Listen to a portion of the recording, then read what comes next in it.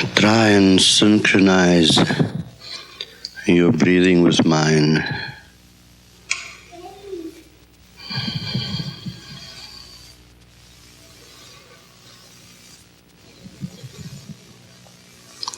You'll find a cool relaxation coming over you.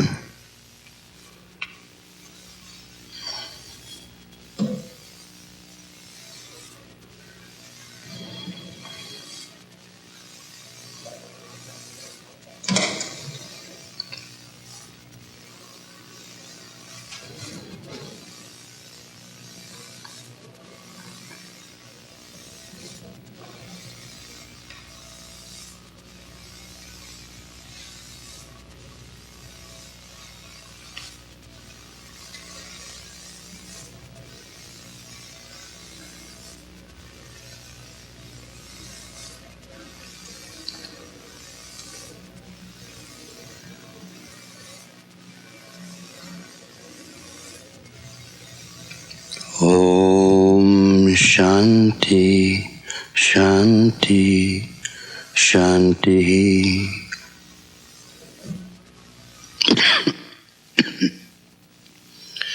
Open your eyes slowly.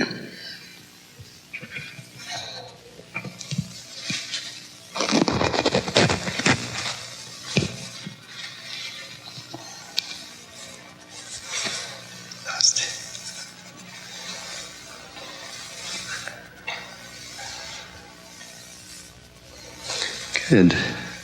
What shall we talk about today? I have a question with John Lucan. He said that I have difficulty understanding why we spend so many lifetimes struggling to reach the joy of enlightenment and then have relatively little time to be of service from that level of consciousness before physical death. Does this little drop of water, which has now joined the ocean, one, serve individually in some way in the beyond, or two, are there other cycles, and if so, is this lifetime an integral part of them, of this life cycle? Yes, there are other cycles of life, but the supreme cycle is to merge away into divinity. Now, merging away into divinity does not mean that you're losing your individuality, but you are being individual as well as universal. Because the qualities of that drop of water which you are does not disappear in the ocean, but it becomes one with the ocean. And as an individual drop, you will only enjoy the limitations of the individual drop. But when you get merged with that vast ocean, you enjoy the joy of the entire ocean. Because there is no difference between the drop of water and the ocean. It is composed of the same substance. So, you would know that if you take a fine atom, it will have more power if it is split than a 2,000-ton bomb. A 2,000-ton bomb thrown somewhere will only create a big hole. But if an atom is split, it will destroy the entire Victoria, for example. So, it is not the drop that is so important, but the energy in the drop that is important. And when that energy combines with the universal energy, then you find the full joy of it, the bliss of it, the bliss of divinity. You see. Now, when we talk of cycles, the entire universe operates in cycles. One cycle begins, and then it goes into quietude, which in Sanskrit which we could call pralay, where the gunas, or the substances that run this world, sattva, which is goodness and light, tamas, which is inertia and darkness, And then the balancing force or the activating factor is Rajas. So this universe is forever in motion because of these three factors, and none of them can be removed as long as you stay away from the ocean. For the ocean is beyond Sattva, Rajas and Tamas. If you read the Gita, it says, chapter 2, verse 42, I think it is, it says, rise above the gunas, which is Sattva, Rajas and Tamas, rise above them and then perform action. So you do not need to wait until you merge away into that vast ocean. You can achieve that balance, that activating force in this very lifetime. And then that does not mean being inactive, but means being totally active. For as you are now, you are active. You think you're sitting still, but you're not. There are billions and billions and billions of cells operating in a systematic manner in your system as you sit there. So everything below divinity is action all the time. Now, to make this life happy, what one has to do is proceed from tamas, darkness, to sattva, which is light. Say, tamasoma jyotirgamaya, lead me from darkness to light. And even in that beautiful hymn, which I'm very fond of, it says, lead thou me on, kindly light. And I'm not going to be impatient. One step at a time is enough for me. But if I want to sit still and not take that step, I'm going to reach nowhere. And yet, I might have said this before somewhere, that if you analyze the word nowhere, you shift the two words, it becomes now here.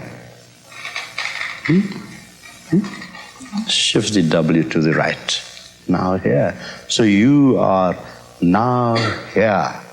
And that is the realization man must gain. Not the past, it's gone, forget it. And neither the future, that might never come. But now here, to enjoy this moment to its fullest, here and now. That is the secret of eternity. Eternity cannot be measured in time. There's no linear measurements there, where you proceed from A to B. And if there is no time, there can't be any space, because space, as any scientist will tell you, is dependent upon time, and time is dependent upon space. But from here, if you want to go to the city, central Victoria, it will take you time, because you've got to cover that space. Do you see? But this area of merging away into that infinity of that ocean, there is no time. It does not proceed from a horizontal level. It does not work on horizontal level. It works on a vertical level. It is one line which is total unity all the time. And that line is fine, thin. So therefore the saying goes that the path to divinity is like walking on a razor's edge. It is so fine. But yet the path is so beautiful that you do not cut yourself with a razor. It is sharp and yet not harmful. So many people worry about losing their individuality. What is your individuality? Have you examined that? That I'm John or Joe or Jack or whatever. That I call myself to be me. I start comparing that me with my circumstances around me. I try and dive deep into my subconscious mind and find comparisons of the outer experiences that I'm gaining. Now, it is only when you dive to the subconscious level of the mind that you will find comparisons. If you see a dog on the road, you will not know it is to be a dog unless you have seen a dog before. So that impression of the dog is there, existent in the subconscious mind, which has billions of cubby holes that would give you the experience. For example, if you go to some remote country and have never eaten their kind of food, it will be very, very strange to you because you have not had the experience of that kind of food. So our problem lies in this, that we want to preserve individuality. We have made such a mistake in thinking that I'm the center of the universe. It is I, George or John, that's important. And the whole universe centers around me. So the very importance that I'm attaching to myself is the basis of ego, and it is the ego that wants to preserve itself. The inner part of yourself that goes beyond the subconscious and superconscious levels does not require to be preserved. It is and will always be there. And that is what we mean by eternity and infinity. So what do we do in these circumstances? We have to transcend the ego. Now, you can use a lot of analysis on how to transcend or go beyond the ego. But remember, it is the ego working on the ego. You see? And the ego is nothing but mind, thought formations all collected together. And so you're working with the mind on the mind, and you're not going beyond it. So the secret of joy is to be able to go beyond. And that is why we meditate, to go beyond those experiences that we have had. And by going beyond, you can view them. If you stand down here, you won't see these beautiful trees in its fullness or this lovely panoramic view. But if you go to the upper floor, or don't know how many floors this building has, and then you can look around you and you'll enjoy the panoramic view. Now the view has not changed.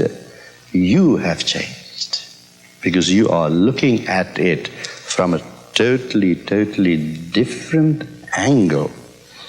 So, what stops us mostly from enjoying divinity is our ego self, that narrow little self that's filled with experiences and sanskaras, and we are dwelling upon it all the time.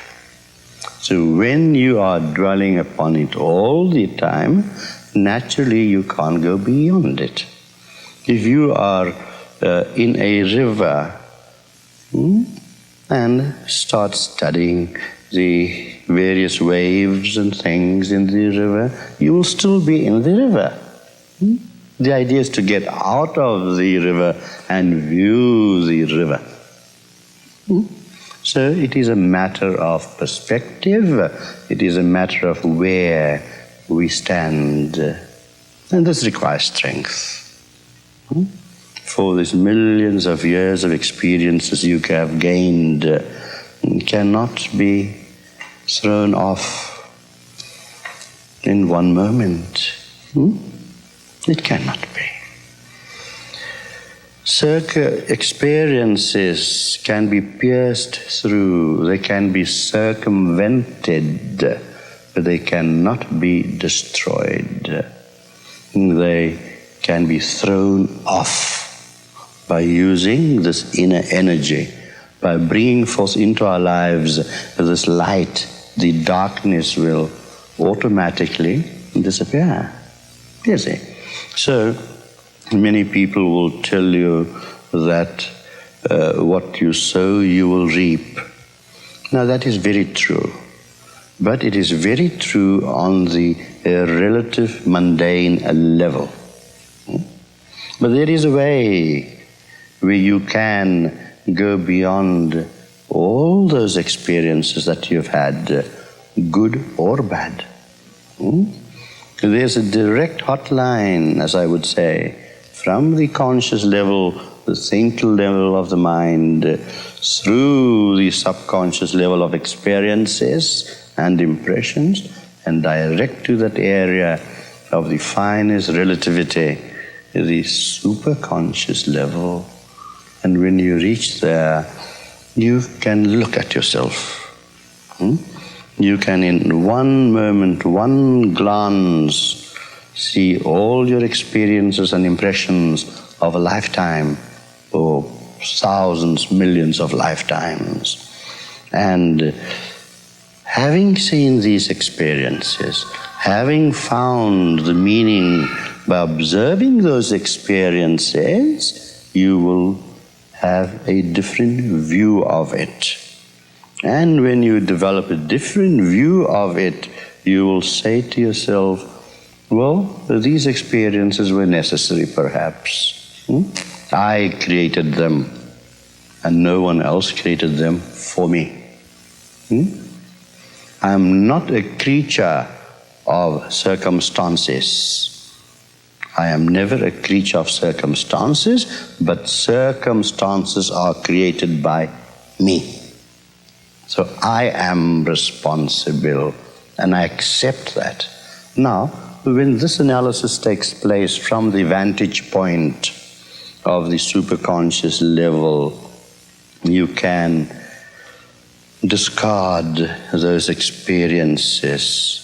And if you do not discard them, you can bring its true value into the conscious level of life, which in turn governs your daily actions. And that is how the quality of life improves. That is how greater joy is found in this world. For there is nothing else but joy. Depends how you look at it. Like that old saying, which is such a favorite of mine, I've said it 1,000,000 times.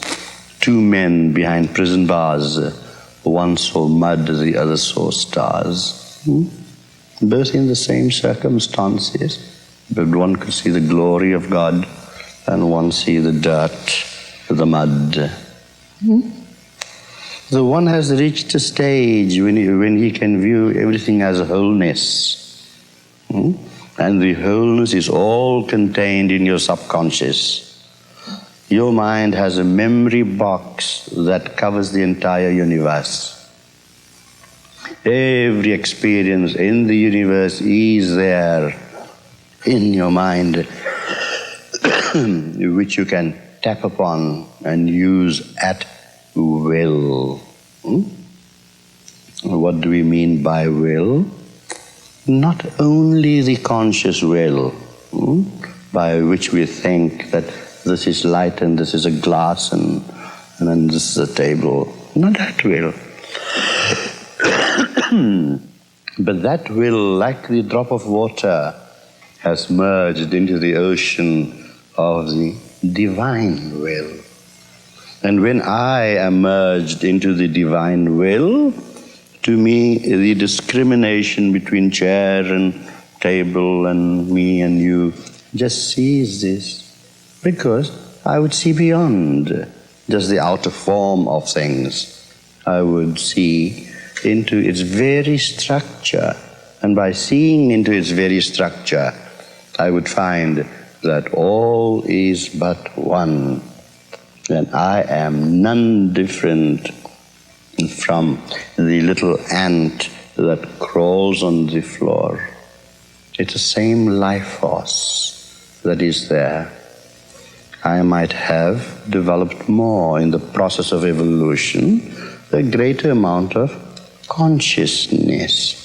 But how much is that consciousness helping me? That is the main question. Am I using that consciousness in a negative way, or am I using that consciousness in a positive way? Now, you are conscious of a sharp blade. Give that to a loafer, and he will go and kill someone with it. But the same blade, give it to a surgeon, and he will save someone's life with it. So the matter is the same, the knife or the blade is the same, but how are we using it? That is the question. Our minds have a tendency, because of past experiences, of always looking at the negative side of things. We're looking at the painful. Negative side means the painful side of things, but never at the pleasurable side of things. We don't do that. Our minds have become patterned and habituated by the forces that we have created within ourselves. So this law, whatever you sow, you will reap, can be transcended to a higher level, where you can plant potatoes and say, look, I want onions to grow, it will grow. Because you have known the sameness, the same light, the same energy that's in a potato or an onion. So your consciousness is so powerful if it is combined, your little will or little consciousness, if it's combined to divine will or divine consciousness, then there's no such thing as impossible or any impossibility. So you can plant potatoes, have onions growing. You see. So now, our main problem is that little ego self and how to preserve the ego self. Now, by trying to preserve the ego self, you are only creating greater and greater misery for yourself. This misery for yourself comes from bondage, because you are so attached to the little ego self that you are bound by it, while the path to divinity should bring about freedom.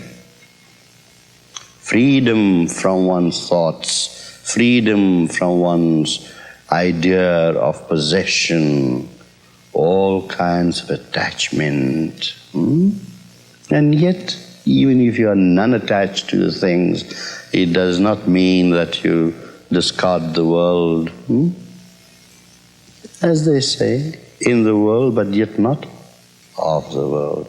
And when you are not of the world, then you can enjoy what's in the world. You see how beautiful it is. You can never enjoy what's in the world until you go beyond it. Because once you're in the world, you'll be in that whirlpool all the time. And you would just shift around energies. Today you're so happy.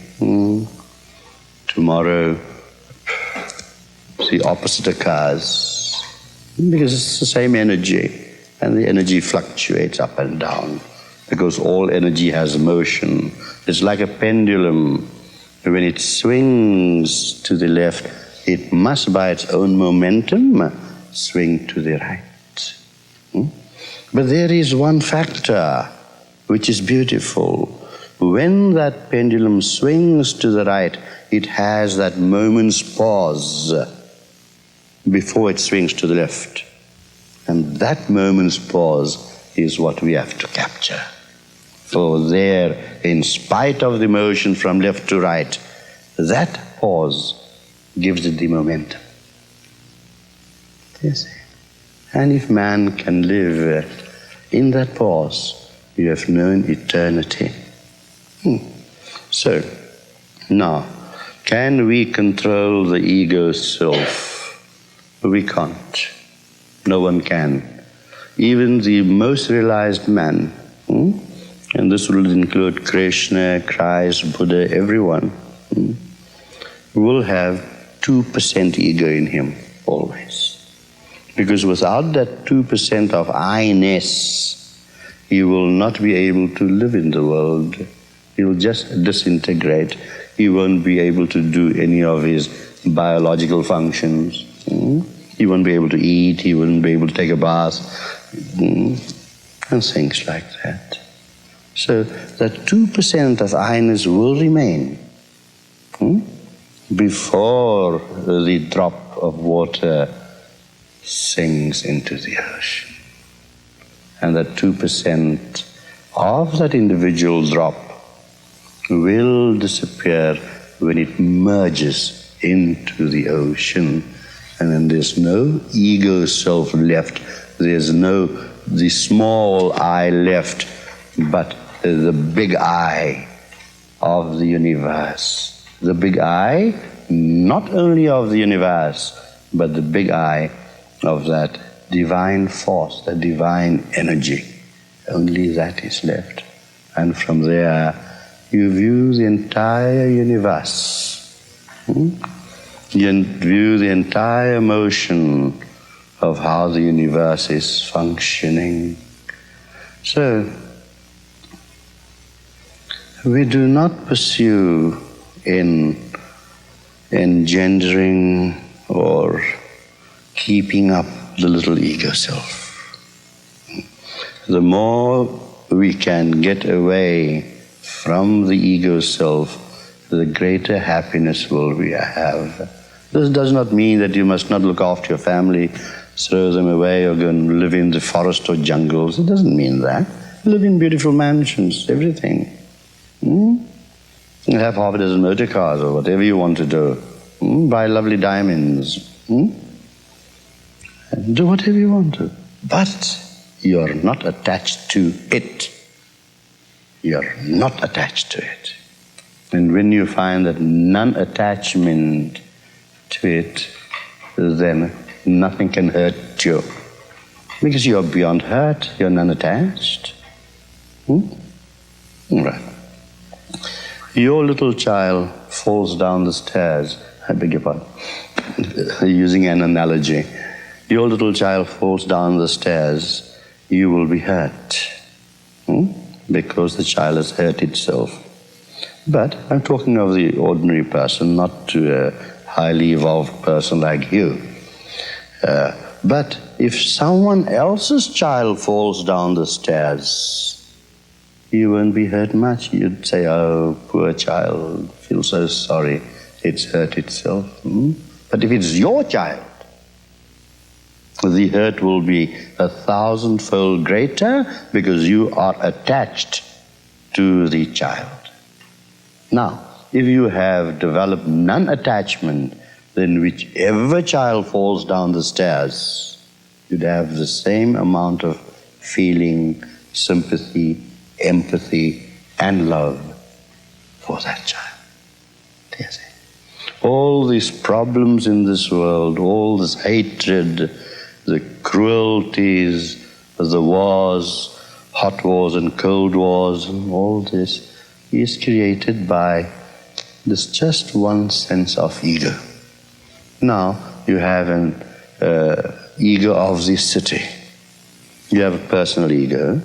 Then you have an ego of the city, my beautiful Victoria. Fine. After you have the ego of the city, then you say, my wonderful British Columbia. And then you say, "Ah, my beautiful Canada, now this you want to preserve all the time."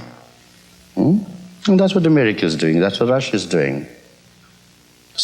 To preserve, when actually there are no divisions at all. You look at the map, there are no divisions at all, it's all one mass. There was water in between, and all those demarcations that you would find are made by man. They are not made by any divine agency. No. So we create these divisions, including ourselves, our little ego selves, and that is why we suffer, because we divide up the indivisible whole. There is only one, without a second. And that one is divinity. And we, with our little minds, try to divide that which cannot be dividable. Now, this is the whole problem with the ego self. This is the cause with the ego self, because its main characteristic is attachment. It attaches itself to things. I might have told you this story before, where this old man was dying, a very old man. He was just on the verge of death. And so his family gathers around him. So he asks his wife, he's an old man of about 84, 85. He asks his wife, "Where's John?" So she says, "John is standing on the right side of the bed." "Where's Jack?" "He's standing on the left side of the bed." "Where's Jean?" "She's standing at the foot of the bed." And suddenly he got a bit of strength to sit up. And he says, "If all of you are here, who's minding the store?" And this we are doing every day. Every day. Here a man is just about to take his last breath, and yet he's worried about his shop. Yeah. See. He could take his shop with him, by the way. Yes. Into another dimension. Oh, definitely. You can take your house away with you into a different dimension when you die, but are you strong enough to do that? And meditation and spiritual practices give you that strength. Because all this that you see and observe around you is nothing else but a mental projection.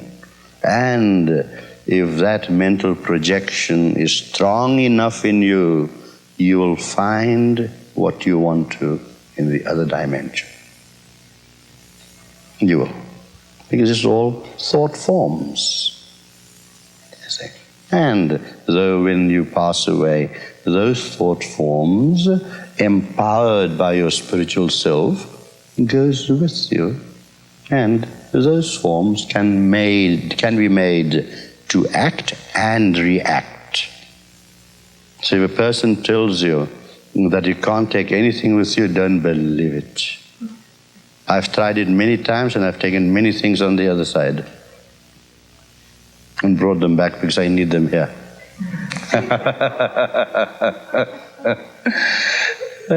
You see. So now here we come to the crux of the matter, that your ego self is also a mental projection. Do you see? Do you see the falsity of it and the non-endurability of it? Because it's all but mental projections all the time. And whatever you think happens. Oh yes, it materializes itself. Everything. Just when you get up in the morning, just think, "Oh, I'm feeling so ill, so ill, so ill," and you're going to feel ill. That is for sure. And if you are ill and you wake up in the morning and say, "I'm feeling better and better and better," then you will feel better. You see. So, that proves that everything is a mental projection. And once we do realize that it's all mental projections, then we will see the value of the mental projection. Now, mental projections are important if they are egoless, if they are selfless. These mental projections are important. You can project beautiful thoughts to the world around you, and bring so much peace and joy to others. You can enter the hearts of people and open them and unfold them. I mean, that's what I do every day. Last year, in '83, I was 9 months out of 12 on the road teaching. Yeah. Project that from your inner self, from your spiritual self, so that people that you are with would feel uplifted, that find some little peace, and if they carry on with their spiritual practices, that peace will continue. Otherwise, like everything else, even the most fairest flower fades away. Yes. So, if there has to be mental projections, then let them be positive for selfless reasons, and you will find that they will come back to you 100-fold. I've observed the life, I always like to speak of experience, I've observed the life of thousands of people whose lives are totally transformed. Totally transformed in every way you can imagine. Health-wise, economically. But first become deserving before you demand. That is the secret of it. Once you have that, you will find that whatever your heart desires, without selfishness, it will come to pass, and you will gain it all back because you have been selfless. If you put, say, you have cents here, don't you? Dollars and cents? Right. You put 10 cents in a poor box. I promise you it will come back to you in some way or the other. Yes. Because here you're being selfish. Don't do it because you're feeling sorry. No. And then, this ego again. I am sorry. I am sorry. Do it for the sake of doing it. Finish.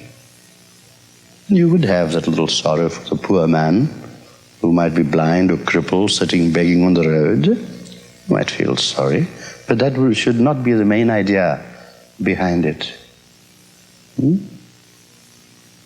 He needs it, so let his needs be fulfilled to buy a loaf of bread, and I am not doing it. I am the instrument of him that is doing it. That means selflessness. So, that is how when mental projections or thoughts, if you wish to put it that way, become more and more selfless, then your ego will diminish. See? And when the ego diminishes, it is replaced by greater joy. For nothing in this world can remain a vacuum. Nothing. Even in this room, you think this empty space there. It's not. There are billions and billions of atoms all floating around there. Nothing can remain a vacuum, and neither can your mind remain a vacuum. Do you know what's between a Scotsman's two ears? Fresh air. And that's also energy. Let there be fresh air instead of stale air. I'm going to get you today here. Yeah, I'm going to get you today. I've got a lot of Scottish jokes. Yes. Do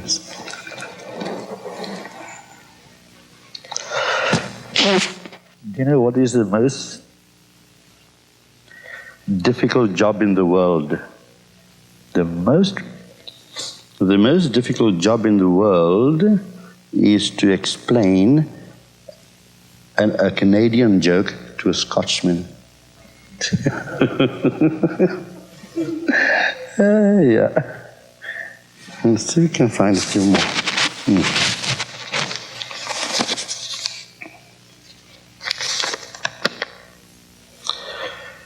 Do you know why the English wear bowler hats?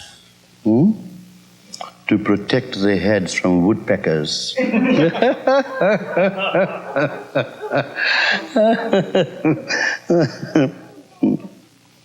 You know, this one Scotsman got bankrupt and he had to go to the bankruptcy court. So he hired a taxi, and after he reached the court, he invited the taxi man to come into the court and say, "You become one of my creditors." Let's see. You know, in England at the moment, you have this coal miner strike. I'm sure you must be reading it in your local newspapers. And they've developed a new signature tune that we are so busy doing nothing. Yes, and look at all the troubles in the world today. People striking unnecessarily for a few pennies extra and destroying the entire economy of the country, which is not beneficial to anyone in the long run. That's for sure. You know, and then there was this other Scottish chap who had a shop, and on the counter he had a box, and on the box was written, "For the blind." So naturally, customers would come into the shop and drop a few coins in the box. And then when the box was full, the Scotsman opened the box and bought a blind for his shop window. It was for the blind. Yeah, very good. You know what's harder than a diamond? Is to get a pound note out of a Scottishman's fist.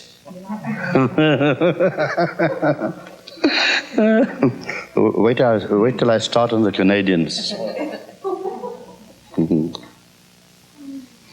And then, of course, I don't know if you know that you know the Scots like to be constipated. Yes, really, the Scots like to be constipated because they cannot part with anything.